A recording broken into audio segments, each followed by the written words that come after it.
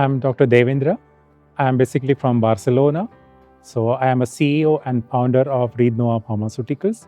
We are providing the services to European CMO, pharma biotech companies and the CDMOs for the drug product development as well as the consultancy services.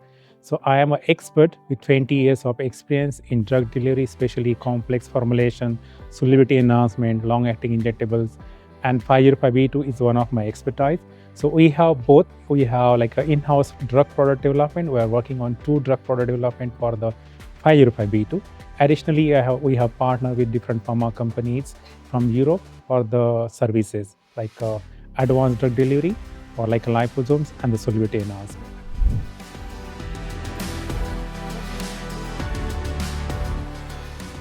As an expert, I mentioned that I work from last 20 years in the research and development in formulation and drug delivery. So being an expert, I has a hands-on experience on hot melt extrusion. And in fact, we are working at present with the coupling of some integration of patch tools. And now, of course, we are working on the AI digitalisation tools. So we also integrated the AI in order to predict the processing parameters. So currently, we are running one trial or one drug product development by using the continuous manufacturing with the help of twin screw extruder along with the pad tools and the AI. So pad tools are mostly we are using it for the inline and the online analysis, and the AI is for the prediction of the processing parameters and to get the optimized processing parameters. So I was giving a case study for the continuous manufacturing using the process analytical tools with the integration of hot melt extrusion and the AI.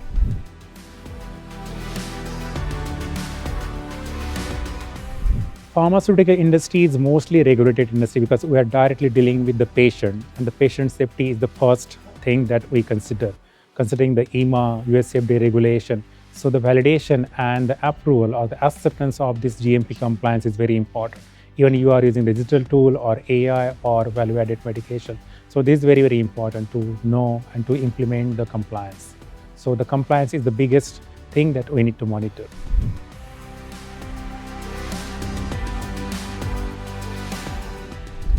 That's a good question. So as I mentioned, I was working on the comparison of batch manufacturing process and the continuous manufacturing process, where we have seen both how much is the digitalization is important. So with the continuous manufacturing process, when we use one drug, with the batch manufacturing process, where we are doing the granulation, manufacturing of the coating and everything is in a different process.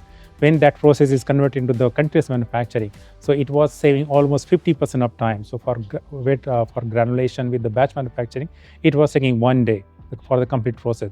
But that we could have finished in the 9 hours. So almost we are reducing the 50% of time.